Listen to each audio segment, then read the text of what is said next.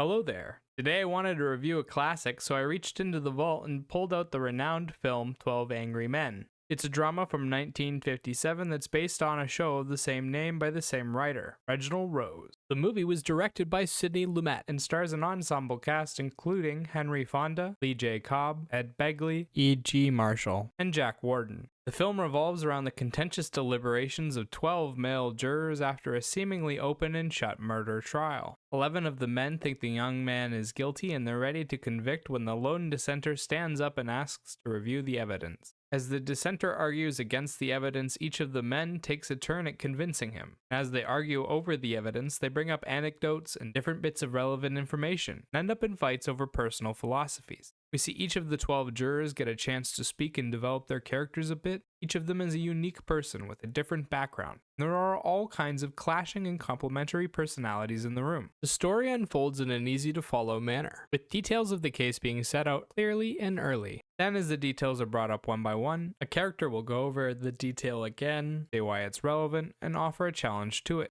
By the end of the case, I felt like I knew the details pretty well and why each of the jurors voted the way they did. The characters were great, and there was a lot of passion in their discussion. I found the epic arguments they had to be quite exciting and captivating, and I loved all the subtle little things in the story that they snuck in. Like at one point, one of the jurors speaks about one of the witnesses as if he knew his type. It's clear to the audience by the actor's performance and how he says it that he's speaking from personal experience about him, but they never have to say it. They just show it through his actions. He does the same types of things he accuses the other man of doing. Visually and audibly, 12 Angry Men is a simple black and white film with only 3 instances of music in the beginning, during a major turning point, and at the end. The entire film takes place in 3 rooms, with 90% of the time being spent in a single room. The 12 men are dressed relatively similarly, with each of them wearing a dress shirt, jacket, and dress pants. There really isn't anything visually impressive about the room or the characters, and the soundtrack isn't packing any major punches either. The songs are scored pieces that try to follow the emotions of the moment, but the only one that stood out was the one in the middle. It correctly follows the tumultuous emotions in the room, but is quiet, and not enough on its own to make the soundtrack interesting. The movie didn't have a great need for music anyway, given the heated debate taking center stage for most of the film, but there were a few relief moments that could have used something to lighten the mood a little bit. Most of the scenes are of heated debate between the different members of the jury, with the camera swooping around the room to get shots from different angles and occasionally focusing on a character's face as they monologue. Most of it is fairly mundane back and forth editing without much visual appeal. There are standout scenes, but they're more in how the actors perform than how it was shot. For instance, there's a scene where one character goes on a thinly veiled bigoted rant. The other characters in the room slowly distance themselves from him as he continues rambling, and as he sees this, he becomes more and more destitute.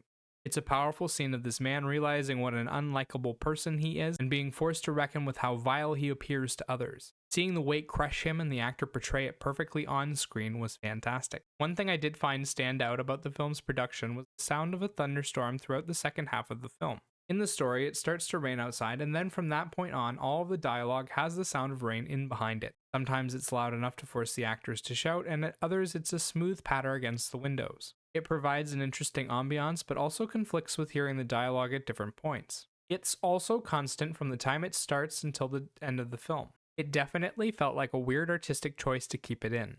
Cast-wise, there are a lot of great performances in here, but this film truly is the definition of an ensemble film. Each of the characters gets a relatively even amount of screen time, and all of them are a part of the story from beginning to end, even if they do fade in relevancy after their big moment. Each of them gets a big moment, and each of the actors truly nails it. There are 2 big standouts, though. Lee J. Cobb and Henry Fonda. Henry Fonda plays a calm and collected man that isn't sure about the details of the case and would like to discuss them further. He stands firmly in the presence of more violent members of the jury and yet shows them quite a bit of compassion. He was a class act and did a good job of explaining his reasoning while also showing quite a bit of reservation. Lee J. Cobb plays the man opposite Henry Fonda, another juror who sees the young man as absolutely guilty and who argues against Fonda from the beginning right up until the bitter end. He's suffering from his own personal issues, and Cobb plays the subtle emotional moments beautifully. Little glances here and there betray hidden feelings, or different moments of realization his character underwent throughout the film. Together, the 2 of them create a powerful clash of wills, and the chaos is fascinating. Overall, 12 Angry Men is a powerful drama that perfectly captures the experience of being on a jury. It provides a relatively basic visual and auditory experience, but is centered around a juicy court case, involves a lot of strong personalities coming into conflict, and has a ton of good messages at its core. The actors do a fantastic job of their performances. The writing is good, and there are a bunch of powerful scenes. If you like a good drama, check this one out. You may be surprised to see such a progressive story from the 1950s. As for a rating, I'd give this film an 8 out of 10, and remember these are just my thoughts on the film. Let me know what you think in the comment section down below. Bye-bye!